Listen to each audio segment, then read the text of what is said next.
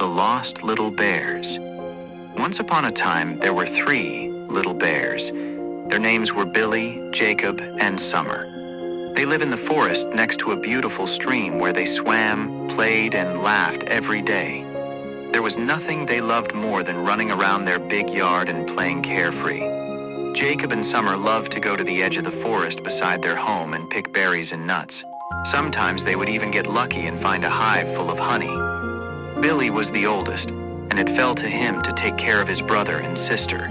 They were still just little bears, and the forest could be a dark and scary place. He always watched over them. He warned them never to go into the forest. One day, Billy decided it would be okay if he went fishing down by the stream. Nothing bad could happen. He would be close and could hear his brother and sister if anything went wrong. Billy grabbed his fishing pole and walked to the stream. He sat down by a large stump at the water's edge and began fishing. Immediately, he began to catch one fish after another. He had never seen anything like it. He became so preoccupied catching so many fish, he forgot to listen for the sounds of his brother and sister. Jacob and Summer were only little bears, but they both had the heart of a fully grown grizzly. They ran around the yard playing, looking for berries, and just being kids. They had gotten so preoccupied while playing, they didn't realize they had wandered out of the yard and far off the path. They found themselves deep in a part of the woods they didn't recognize. They were lost. Summer began to cry. She was scared, but Jacob, being the big brother, took her hand and told her not to be afraid. "It'll be okay, sis. We can't be very far from home. Billy will find us, I know it." As the 2 little bears sat at the base of a big oak tree, Summer tried to hold back her tears. Even though Jacob was very scared himself, he was brave and hid it from his little sister. She was already scared enough. As they sat there, hoping Billy would find them soon, they saw something they had never seen before. A tiny little person with wings began to fly around the big oak and came right up to them. Looking in amazement, Jacob and Summer saw 5 more. "What are you?" Summer asked with wonder in her eyes. "I've never seen anyone like you in the forest before."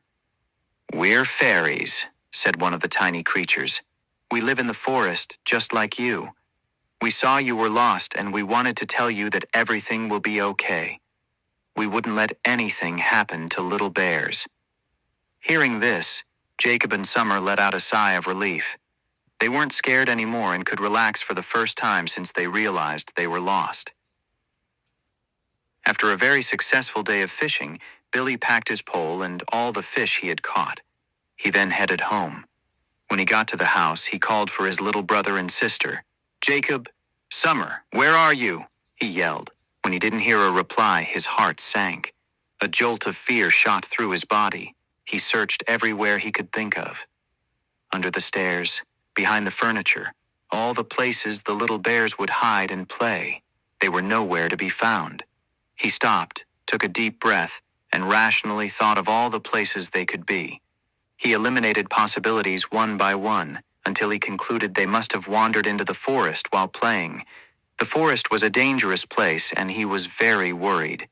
Billy grabbed a few items he thought he might need: water, medical supplies, then he began walking towards the forest.